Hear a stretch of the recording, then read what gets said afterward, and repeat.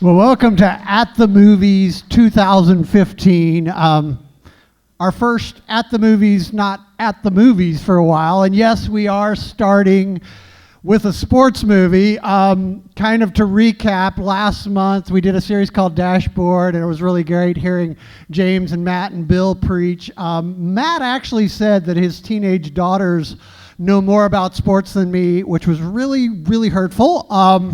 Very true, but really hurtful. But I think we're going to be okay for a couple of reasons. Number one, it's just running. I think I can capture the nuances of that. As I understand it from my research, cross-country running involves running across the country. So I think I'm cool with that. And I actually accidentally participated in a girls' high school cross-country meet a few months ago. Last fall, here's the way the story was. I have to tell you the story.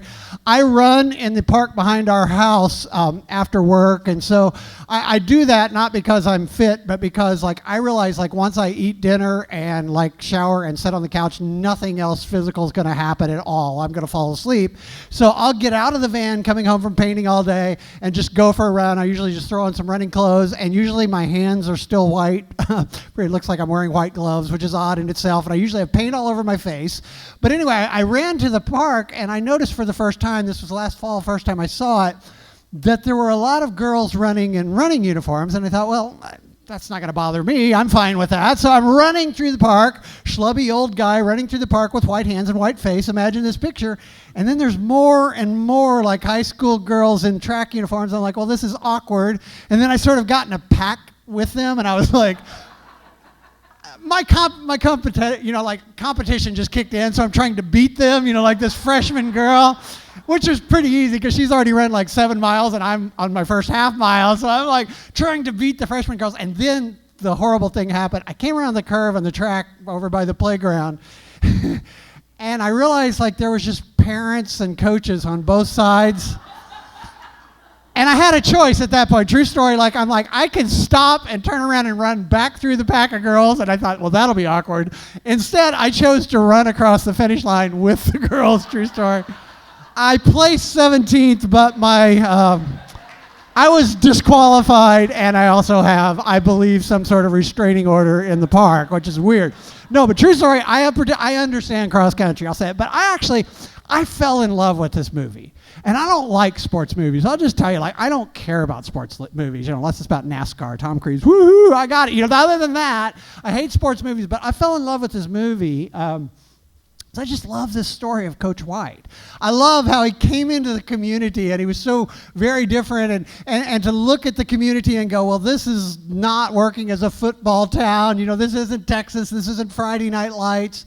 But I love the fact that he saw something in these kids. He saw the fact that these kids ran to school every day. He saw the fact they worked in the hot fields all day. He saw the fact that they could run forever and they were really good. And it was he took that and turned that into a championship cross-country team. And I just was so inspired. And it was so cool. And I know it's a Disney film, so they're going to win in the end. But honestly, that didn't even matter because I love the story so much. And if you haven't watched the movie, it's a true story. It's based on a guy named Coach Jim White.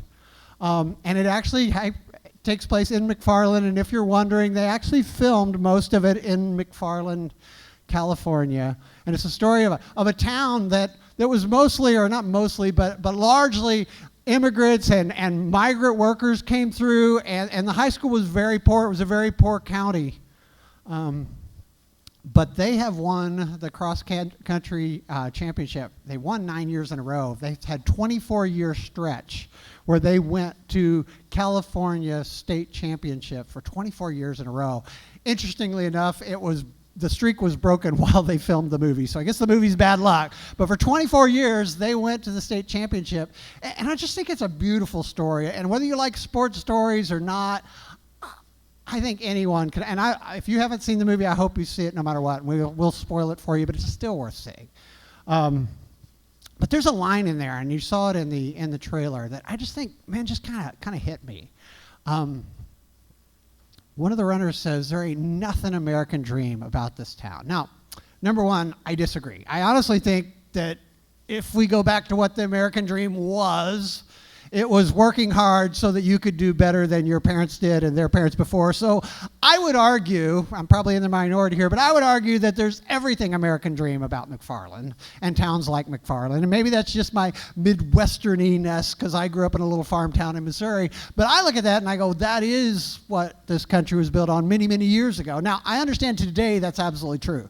Like we look at McFarland, USA, or probably you would look at Benton, Missouri, where I grew up, and you would go, that is not the American dream. Because we tend to think of like the American dream is keeping up with the Kardashians, I guess. I don't know. But like we think we should have everything. That's the American dream. The big house, the 2.7 cars, like 2.5 kids. That's the American dream, but that was never what it was intended. But I think it's worth talking about. And here's why I want to talk about this movie. Not so much just because it's running or sports or Disney or any of those things.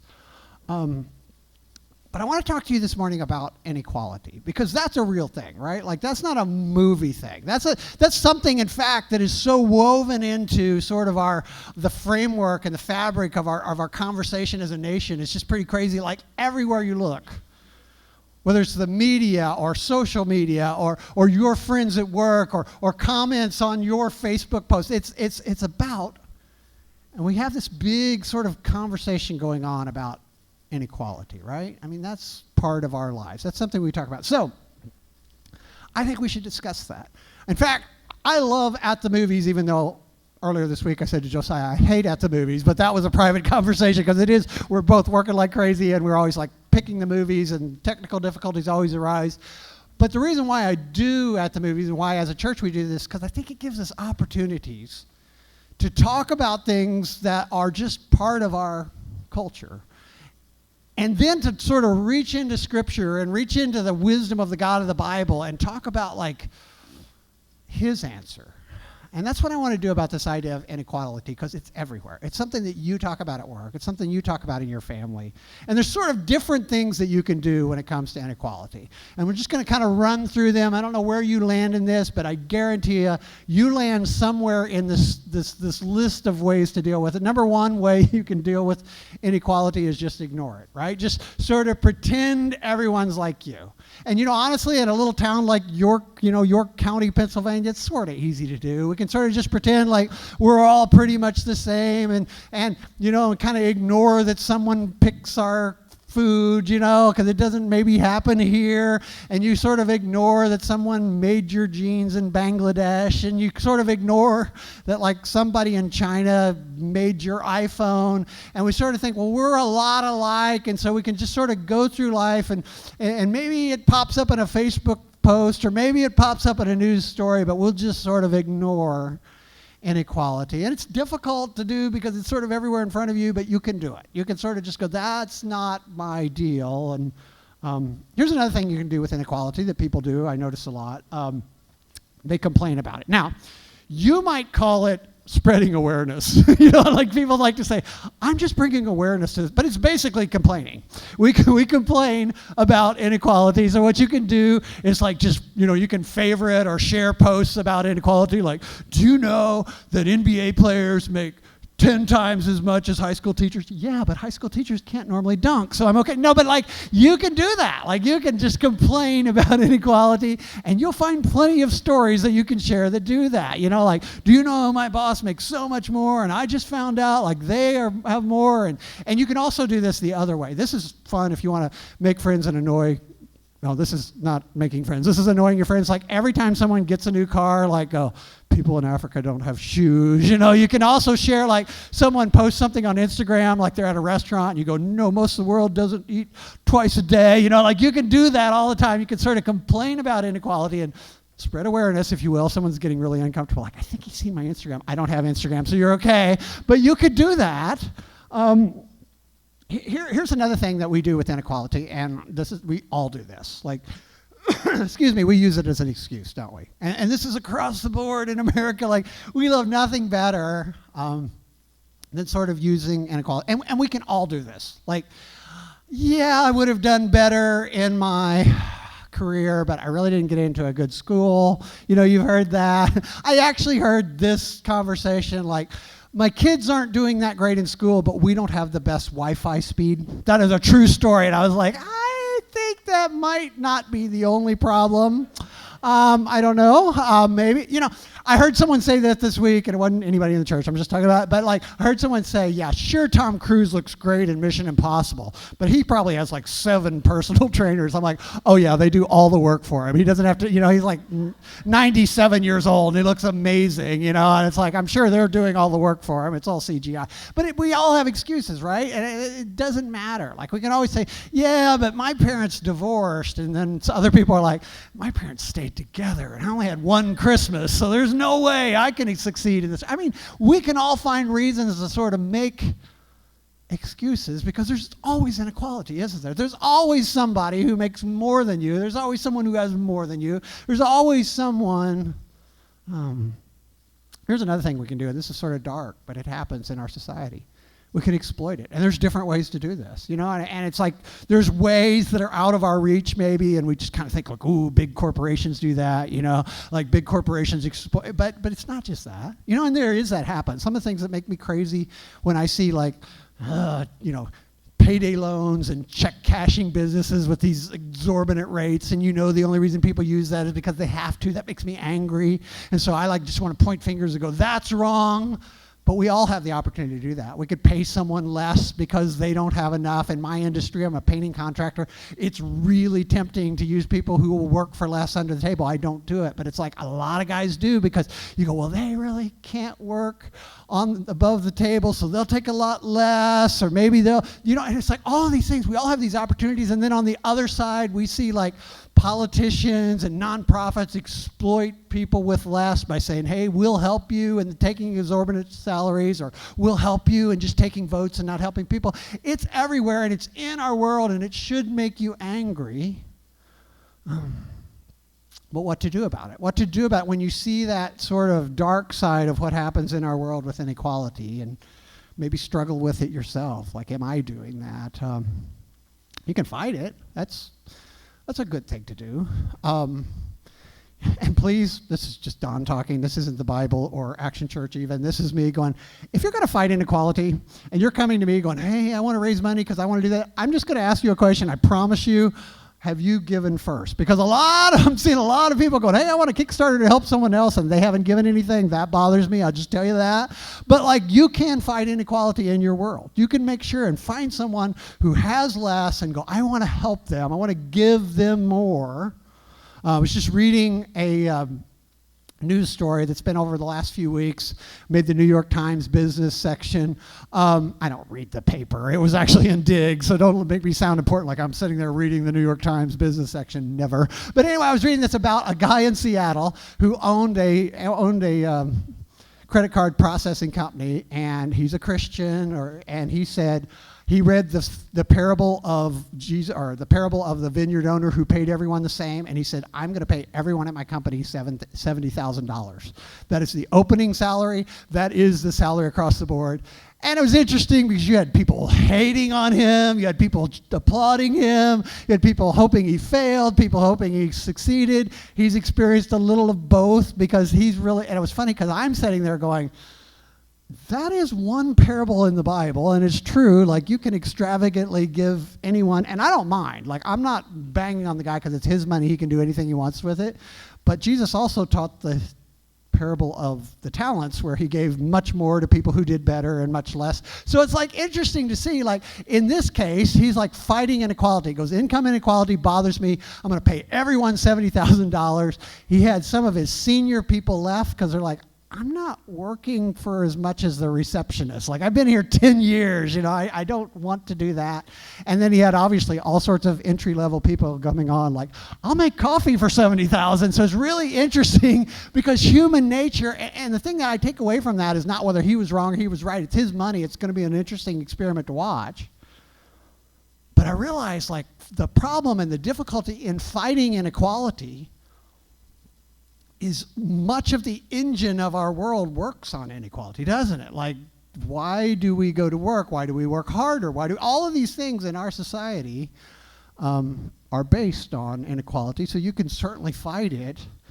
But what I want to talk to you about this morning is something I think even more powerful. And I realized this as I was watching the movie. I watched it the first time, and I was just in love with this film. Because I feel like Coach White found a way not to just complain about inequality. He could have, he could have just, they didn't have Facebook in 87. I don't know. He could have like called someone.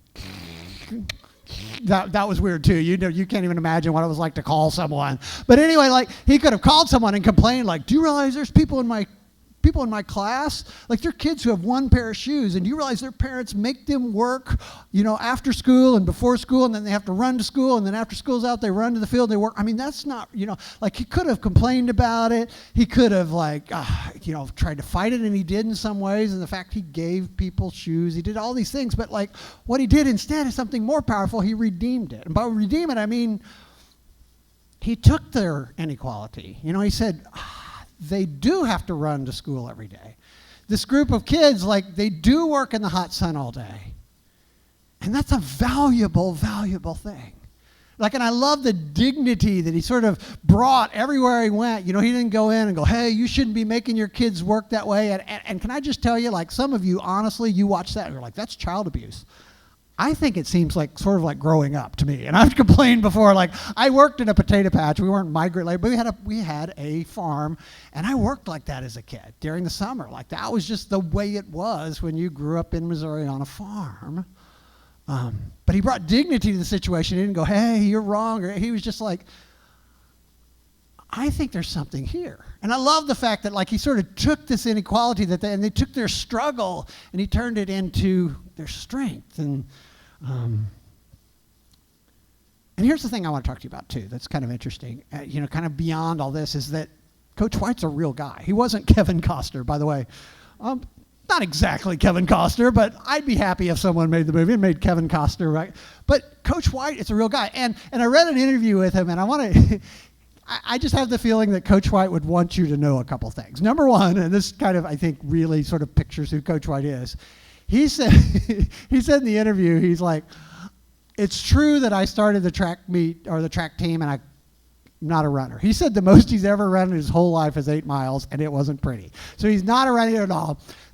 Coach White would like you to know from the interview that he did, in fact, ride a ratty old bicycle alongside his runners, which is funny, but he wanted to make sure that everyone knew it wasn't a girl's bike. He's like, I don't roll like that at all. So I was like, I think I know this guy. He's like, it wasn't a girl's bike I was on. And he wants to tell, I was reading this, and he's like, there was so much that was true. Like, he did actually rescue one of his runners off the overpass. Who was about to end his life, and that scene really happened. And another thing that's interesting that came out of like reading up and kind of studying the story of this Coach White is he wanted everyone to know. He's like, I think the story's great, and I understand why they did that, but he goes, I actually, number one, he didn't transfer in from another school because he couldn't control his temper. The real story of Coach White is actually almost more amazing. He started working in McFarland School District in like 1964. Like he actually came out of Pepperdine University, went to work as a 5th grade teacher in McFarland Middle School, and stayed with the school district his entire career. He never worked, and so it's not true that he didn't have an anger problem. It wasn't his last resort. The cool thing about Coach White that I think is actually a little more amazing than the coach you see in the movie is he actually chose to be there. Because what happened is this was mostly a white area, and over the time as demographics changed, like it became a predominantly Hispanic area, and he became like very few white people living in that area, and he didn't move away. And I think that's cool, the fact that like he didn't just come in because it was the last resort like it shows in the movie. He actually stayed there by choice and raised his family. He had 3 daughters. Another interesting thing that I just think we should throw out there, because it's Disney, and I watched that and I was like, oh, that's so awesome. He started this team up, and like a year later they were at the state championship. That is also not true. He wants you to know from the interview that like he started in 1980 with the cross country team. So 7 years of hard work, and they finally got to the championship, but then they won for 9 years straight. So pretty amazing story. But here's another thing that I learned about Coach White that just makes sense to me.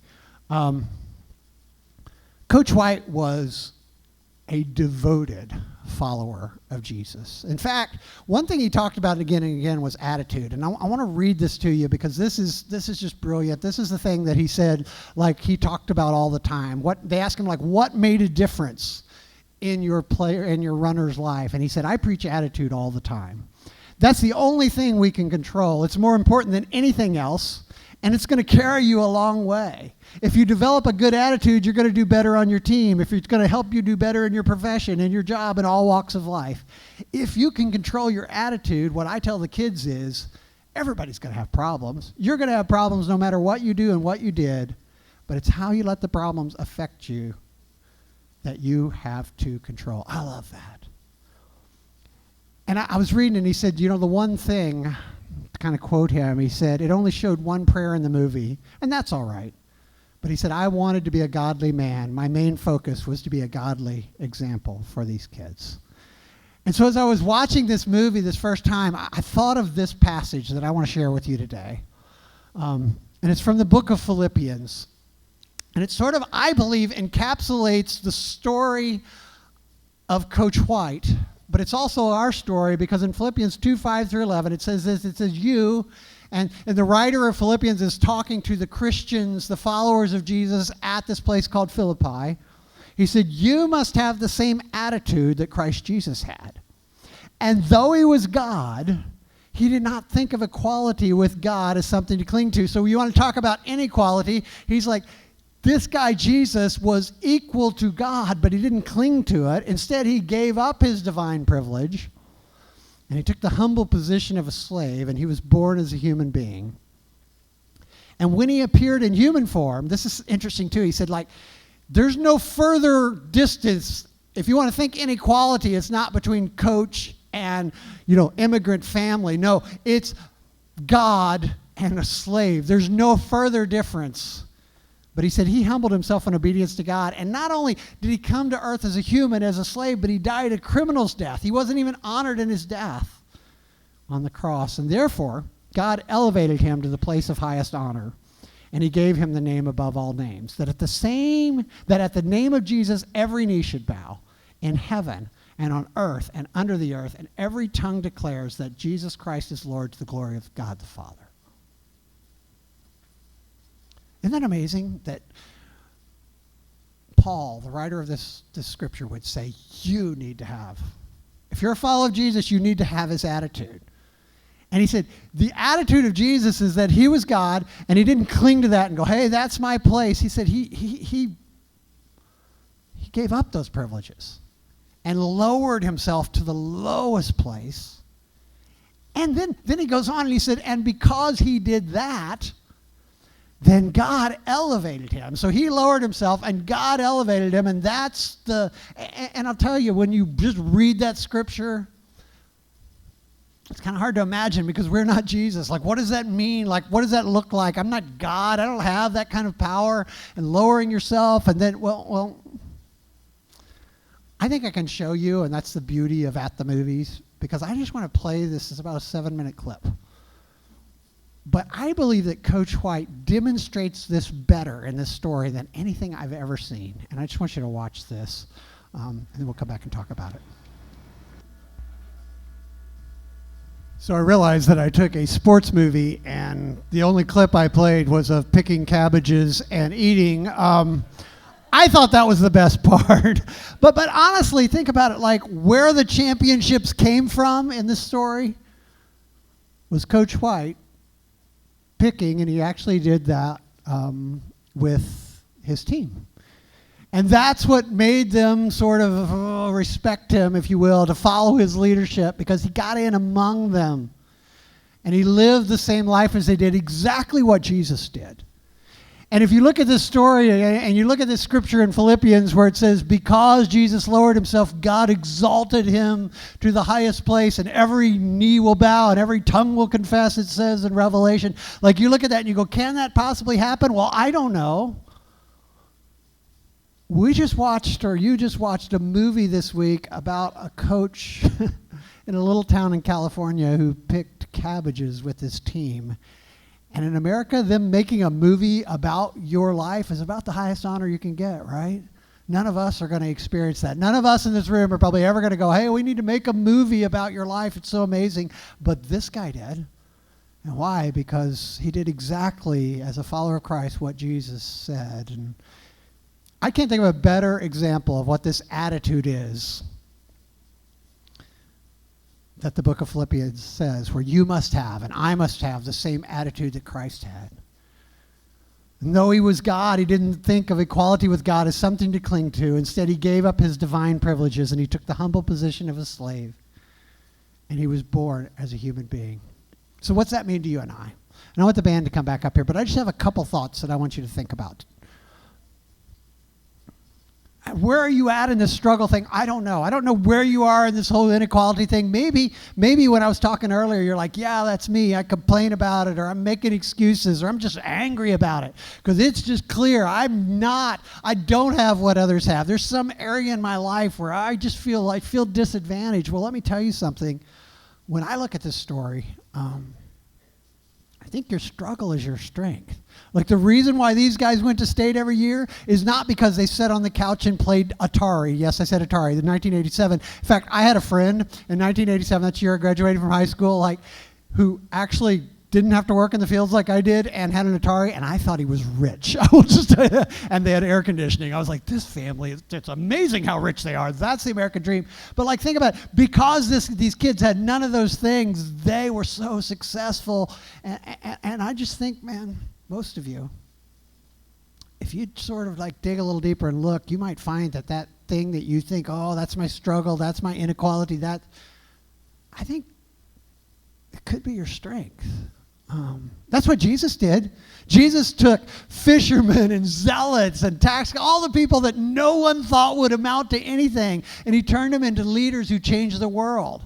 And he didn't give them everything first. He didn't get them elected to the Sanhedrin. He didn't turn them into, educated people. He just said, you go, and their struggle was their strength. And maybe you're on the other side of that and you're like, oh, but man, I have some things and I just really think maybe I should be doing more. Well, here's the deal. Your misery, I don't know who said this. I didn't make this up, but someone told me, and it's so true. Your misery is your ministry. The thing that makes you miserable, the thing you go, well, that's not right. Someone should. Guess what? That someone is probably you. And you might be thinking, well, Don, that's easy for you to say. You're a preacher. Well, number one, this works, I can tell you, because the thing I was miserable about in my life is there should be a church like Action Church, and with your help, there is. But another thing I want to tell you, and I want to leave you with this, because it's so easy to start thinking, oh, well, then I need to be a preacher. I need to work at the church, or we got to get something going at the church, and we sort of put it off on other people. I don't want you to think less of Coach White, but Coach White was actually also, he was a preacher. He was a bivocational, just like me. He worked as a coach, but he actually preached at a Church of Christ church during this entire time. He did weddings, he did funerals, he preached sermons, and guess what? None of those got turned into a movie. Because the most important thing he did, he got out on his ratty bicycle and he loved some kids and he saw something in them in his job. So here's the thing. I want these guys to play another song. We're going to give you a couple just sort of opportunities inside the church. Kate's going to tell you some things you could do to maybe start helping out and maybe get a taste of some of this inside the church. But man, don't think this is a church thing. This was not a church thing for Coach White. He was a preacher. But the most important thing he did is probably the most important thing you'll do and I'll do is in our lives, in our community, living out this one thing. And the Bible says you must have the same attitude as Christ. And this is such a clear picture that any of us can do it. Let's pray. Dear Jesus, thank you for coming here, for lowering yourself. The more I think about it, I can't even imagine the distance that it is from God of the universe, creator of the universe, to humble Jewish carpenter's son in first century Bethlehem and Galilee. It just must have been terrible. I can't even imagine. God, thank you for that. And thanks for this example that we know is true. God, I pray that each one of us would develop, whether we're at the point where we say, I should be doing more. God, I pray that people in this room today would begin to do more, but not in some way that anyone's thinking, not in some Kickstarter way, but in some real way in their community. And God, I pray and I know we have people here today, like all of us feel in some way disadvantaged, some way that we have a struggle, some way that inequality is just, it's in our lives. But God, I pray that they would see the strength in that and that you would just do amazing things through your power. In your name we pray, amen.